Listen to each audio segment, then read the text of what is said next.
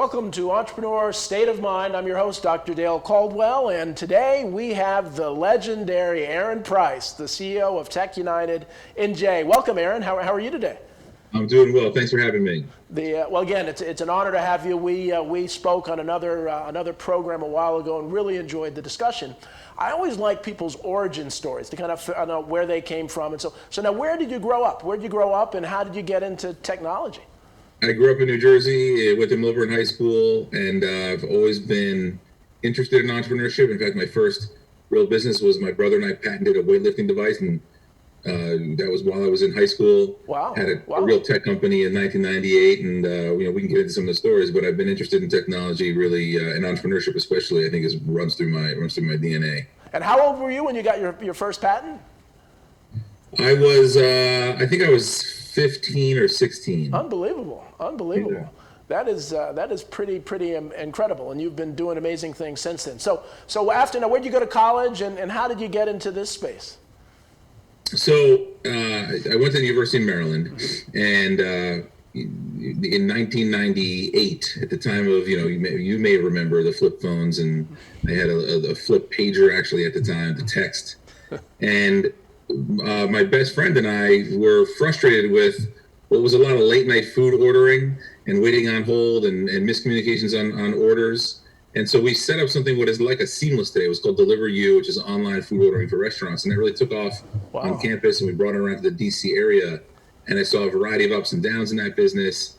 I had what's called an exit, a sale from that business. So I think nothing massive, but a very good outcome for someone just graduating college, and started another tech business and saw just a variety of ups and downs, and found it to be a very solitary career path. And so I started the New Jersey Tech Meetup to bring together entrepreneurs to share their stories and help one another out.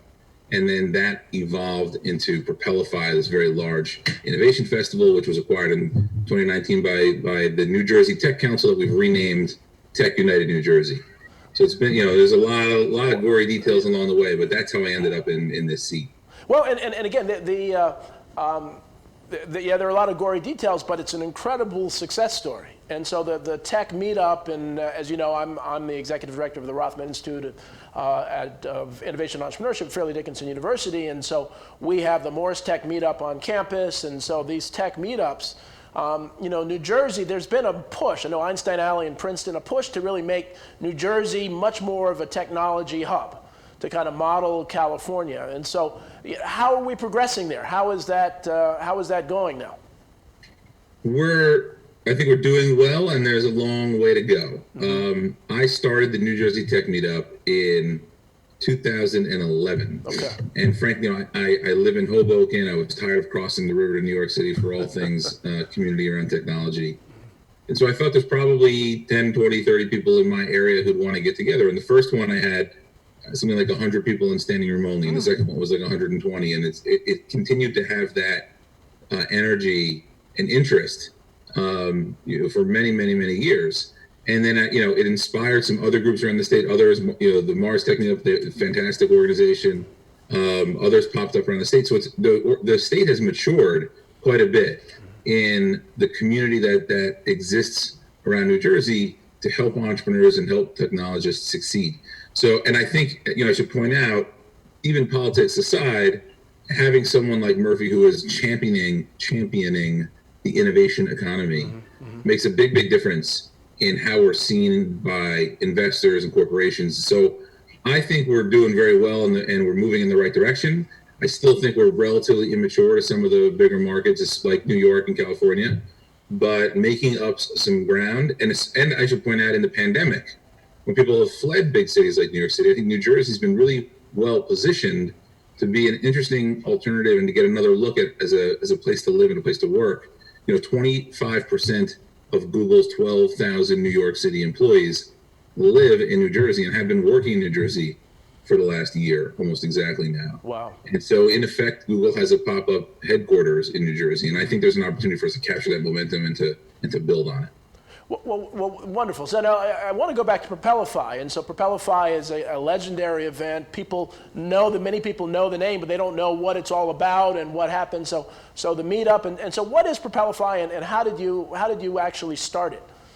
So first let's talk about the name Propellify, right? At something like the New Jersey Tech Meetup, where we produce basically a tech conference every single month. The format there is 30 minutes of networking.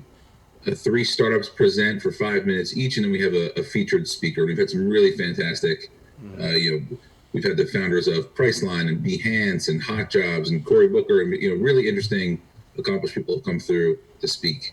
But because it's a meetup, it's sort of the first place that people come to when they're interested in entrepreneurship, and people with just an idea, they're not quite sure where to go, which is great. It's meant to be as open as possible. But I'm sure people like this. So we would get a lot of, or some people there would be people who had ideas and never did anything with them. And I meet a lot of these people in my life who would talk about, hey, Instagram or metaphorically, Instagram Uber was my idea. And the best ideas tend to be these simple ideas, but where the execution is pretty difficult. Right. And so Propellify, the name Propellify, is about propelling ideas into action, people who actually take action. And to me, ideas are very easy relative to the hard work and effort required to bring them into reality. And so we like to say idle ideas don't fly. Right.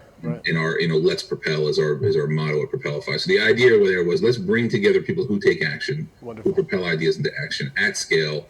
It's an 8,000 person event that, used to be in person, hopefully will be again soon. That's all things tech and entrepreneurship, 2 stages of talks, tons of startup exhibitors, investor speed dating. We did interviews on a Ferris wheel for Jet.com when they were hiring. So it's a lot of fun. It's maybe the lamest music festival you've ever gone to, but a really fun business event.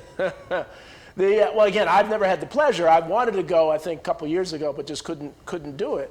But now, are these all New Jersey, or you really get people from around the country to come in and speak and participate?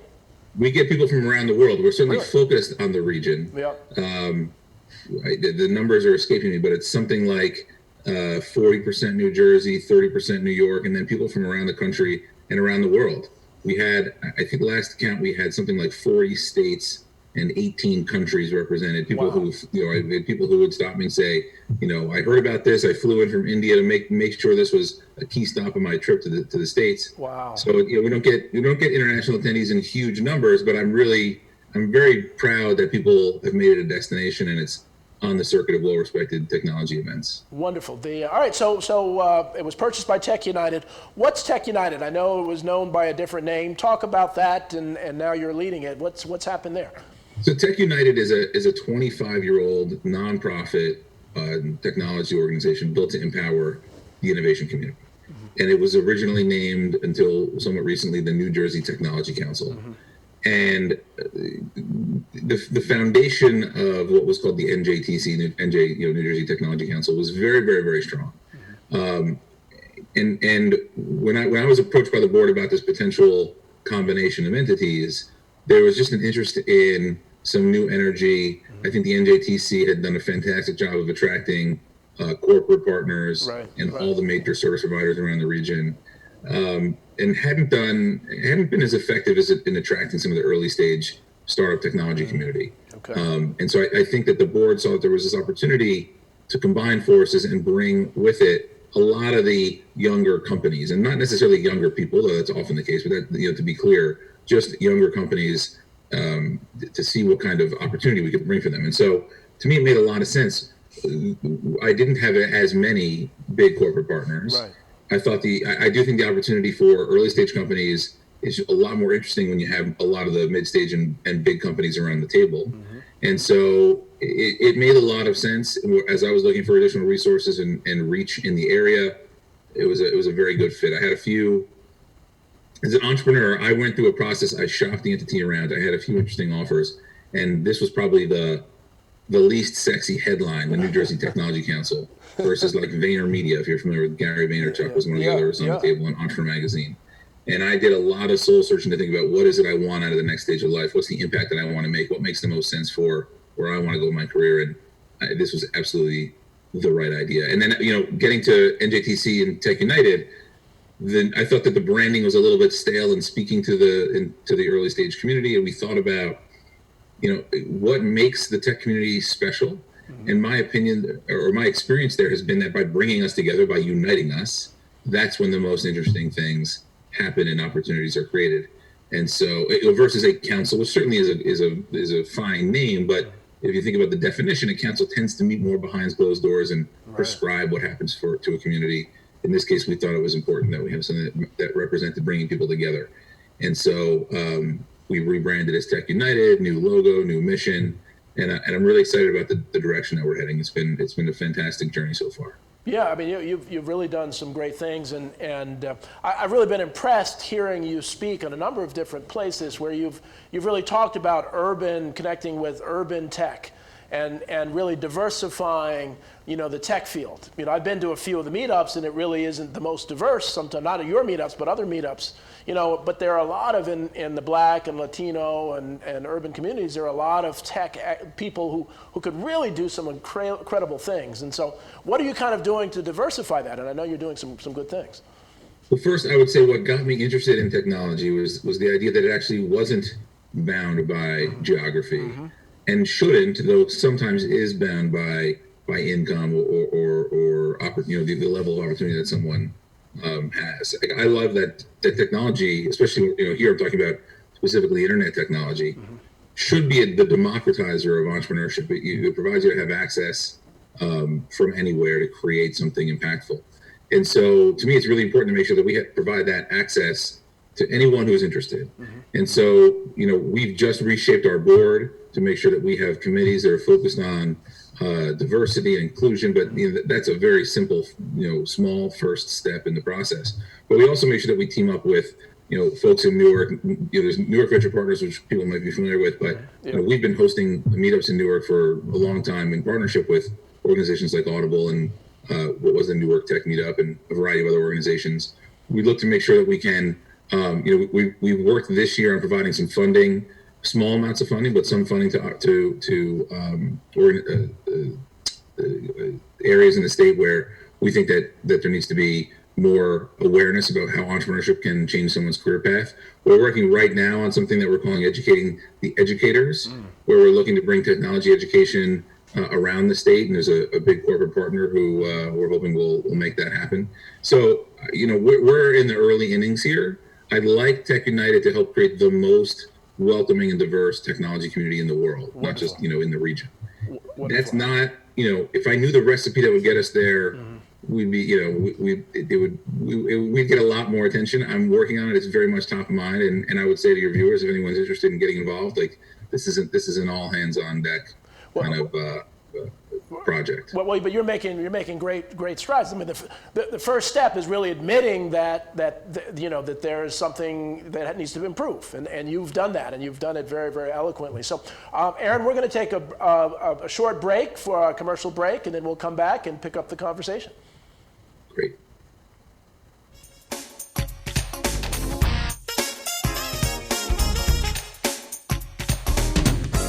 What will make your event simply beautiful?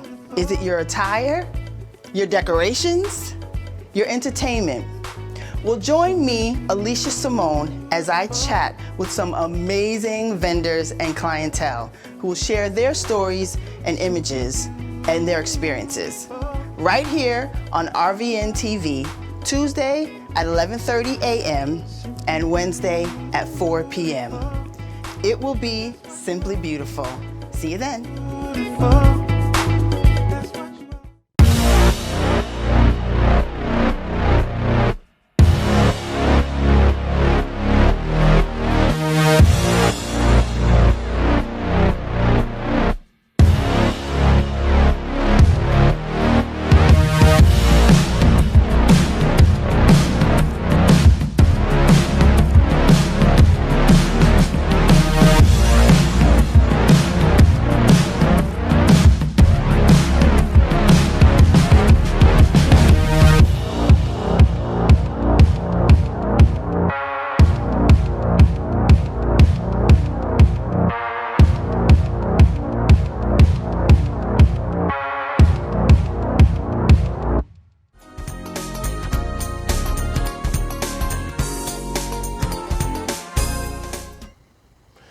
Hello, I'm Dale Caldwell. Welcome back to Entrepreneur State of Mind. I have Aaron Price of Tech United, and we were just talking about really expanding the footprint of technology.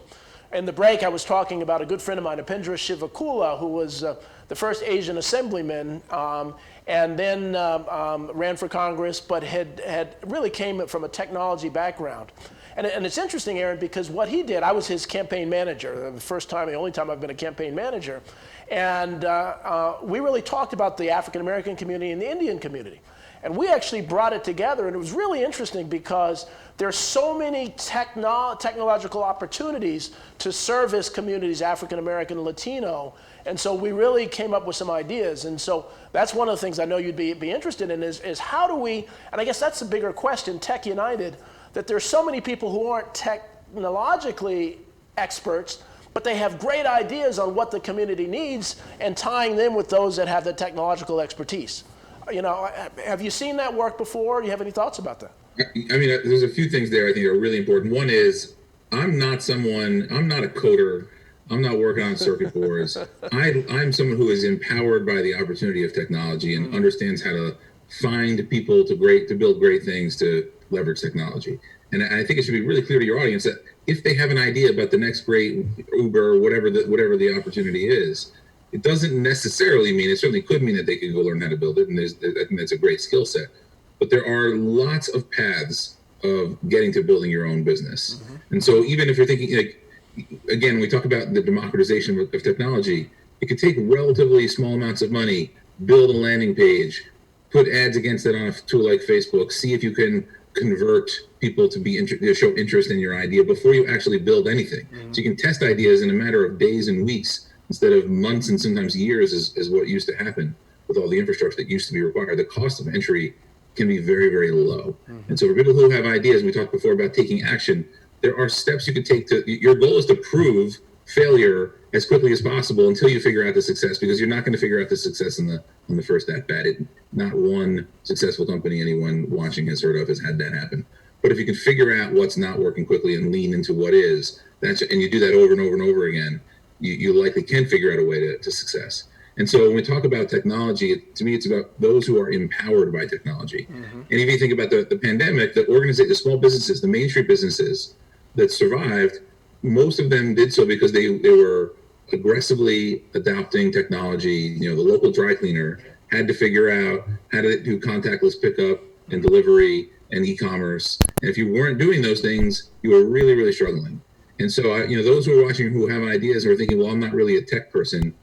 If you have a phone in your pocket, you're a tech person. And if you could be a tech business owner if you decide you want to be, even if you're not necessarily the technologist. And I think that's a really, really important distinction. When we talk about, and I think that ties into the diverse conversation. Absolutely. Right. We're looking to launch a portal called We Are Tech United to expose leaders who are empowered by technology around the state. People often come to us and looking for a board member, a speaker, an advisor, et cetera, a person of color, just more diversity that might be in their own natural circle. Right. So we're looking to create a platform. I see Tech United in general as a platform. If it's me saying, here's what's best for everyone, that's a real problem. Right. Even if I have the best intentions, my own experiences are limited no matter how vast they are. Our goal is to empower this community to say, I can leverage the resources and reach and awareness of Tech United in this platform to get other people speaking opportunities, to connect with other people to help them build their businesses. And so if we can make inroads in diverse communities around the state, and then leverage what I'm calling this platform, I think that's how we build something that scales, that doesn't have one individual as the potential breakage point for what may or may not work. Yeah, well, very, very well said. Very well said. And and the other thing is people have to realize, as you've alluded to, that it's not about being successful on your first try. Everybody hears all these wonderful stories. I got my MBA at Wharton, and when we graduated, they bought us a book called How to Lose $100 Million. So the idea is that most successful people, almost every successful person, fails in one way or another, and so a lot of people get into technology. But I want to stay on the point that it's interesting. There's so many ideas, and if Tech United can connect people who say this is a need in the community, I'm not quite sure who to talk to about really doing this. And some people are so scared of sharing their ideas that they never share them and someone else does them. And so we've got to figure some kind of platform. I'm sure you've seen there's so much in there. First, I would say know your strengths, right? I'm not someone who learns well by sitting and reading a book. Right. But I have a huge thirst for knowledge. So I instead invited in authors and founders to come speak at the meetup and now lots of other events, so I can learn from them in that way, which for me is a very effective way to learn. But I didn't pretend I'm going to sit down and read 75 business books. It's just not something, I don't know if I'm ADD or what, but I can't seem to get through the books the way that others can. But lean into your strengths, right? So, one is like, if it's watching YouTube videos, do that. Like, you don't have to be, whatever formal, traditional view of learning or entrepreneurship you may think your viewers may have, there are a lot of paths to get there, and embrace the thing that works best for you. And then, that reminds me of the essence of the name propellify, right? Taking action. Share your ideas, right? The effort involved to make something happen is so tremendous that if just sharing your idea with someone else, like the benefit, if you think about the risk analysis here, if you are to share your idea, the hope is that the other person has some feedback that's beneficial. The risk is that they might steal the idea and build the next $10 billion business. I think the benefit on that, and if you think about that balance, the likely benefit is so much greater than the very, very small risk. One, that they actually steal your idea, and two, that person can bring it to life, can execute on the idea. It does happen. It is a small risk in my view, but I'm someone who's a very, very big believer in sharing ideas widely, because I do believe that feedback that you get back, that you get back is tremendously beneficial. And that's a great point. I've always been the exact same way. I don't have a problem sharing, what I have, because it takes so much chutzpah to really take it from idea to reality. And if it's not your idea, and so much, you may want to talk a little about this, it's about passion. That people don't realize that you can make just about anything work if you have the right passion, going forward. And so you can tell people all sorts of stuff, but it's not their passion. They may think, oh yeah, I can make them, but I'm not gonna put the sweat equity in that. And I'm sure you've seen that. You've seen that with a lot of this idea of passion. I've been the guy who chased what I thought was a giant market. It was called an addressable market, and it was not something I was passionate about. And I talked before about failure and trying to fail quickly, and my whole concept around this is what I call the fail way to success, because that's what I believe it is for most people.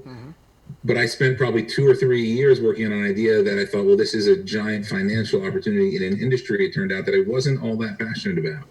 I think it's primarily for that reason that I wasn't successful doing it. And so, yeah, you have to be passionate about whatever it is that you're doing. It doesn't just take a lot of chutzpah, it certainly does, but it takes like potentially a ton of your time. It could be 10, 12, 18, 20 hours a day. It could be a good amount of your finances. Like, if you don't love what you're doing, there's so many good opportunities. Find one that you're passionate about rather than pursue one. And like I mentioned, I did this where you just potentially see some big financial upside, but the industry itself doesn't attract you. Right.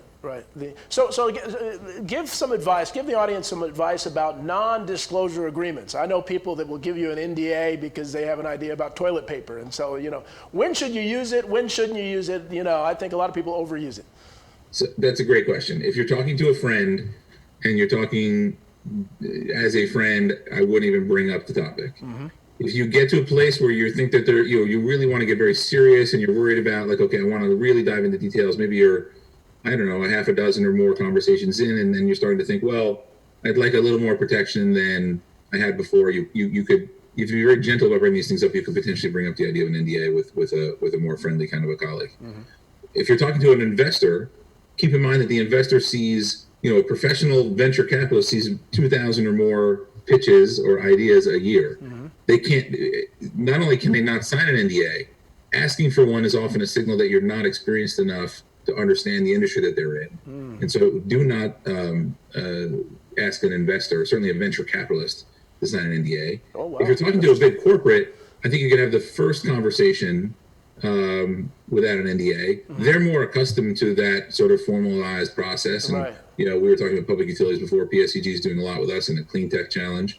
And they would at least be appreciative of the conversation. They may or not be willing to sign, but they wouldn't be they wouldn't be offended by the suggestion if you brought it up. Right, right. I do think that, again, think about the goals here, the time required. Are you going to hire a lawyer to write one? Are you going to enforce it? In many states, it's hard to enforce. Like, practically, just measure the risk and move forward accordingly. So we're almost at the end of time, as these shows go so quickly. So, everybody wants to know about, getting that venture capital, getting the seed money, what advice would you give somebody who has a pretty good product, they've developed it, in getting financing? The most important thing I can share with you and your audience is the pitch matters as much, if not more, than the idea. Capture your audience's attention. Remember, you're talking to a human being who is enormously distracted, and like I mentioned, maybe hearing 2,000 pitches that year, so that might be another 10 that day. Right. So what are you going to say in the first 3 seconds that's going to grab his or her attention? How are you going to hold on to that attention in a short amount of time and prove that you're going after a really big market? Right. Because they're looking at, is this person taking a big enough swing that my return is going to be big enough? So practice your pitch repeatedly. Right. I'm a big fan of stating the problem, the solution, the market size. You build a little tension. The problem is X. Right. Here's how I solve it. Here's why it's giant. Here's why I'm qualified. The goal in meeting an investor is to get the next meeting. It's not that you're not going to leave, especially the first meeting and probably the second and third, with a check. Right. The goal is to get their interest so that they're thinking, not only is this interested in investing in, but this is an interesting investment to make now and not, let's keep in touch and call me in 6 months. The other thing is, record yourself pitching on your phone. Oh, good. Watch idea. It back. That's a and good look idea. for the mistakes you make. People. It's incredible to me how much people stumble and don't realize it. Interesting. And so PowerPoint, is PowerPoint good enough now to do the pitch? Is that and how many slides for the first one? Are you saying 10 slides? Generally, there are 10 slides or so, a dozen. There's a lot of templates online. If you look up best pitch decks, that people recommend this sort of storyline. As few words as possible on the slides. Wonderful. You could have 2 decks. You could have one that you present against, which is very few words on the slides. They're looking and listening to you. Right. You could have another that's called the leave behind, which is the details that you spoke about. But don't put everything on the deck. Right. You're in the engagement / entertainment business. Hold people's attention, prove there's really an issue worth solving, and get them to want to learn more at the next meeting. Excellent. Well, Aaron, we're at time now. This has been wonderful. I know the audience is going to play this over and over again because there are a lot of tidbits. So I want to thank you for your time, and I want to thank you all for watching Entrepreneur State of Mind. We'll see you next week.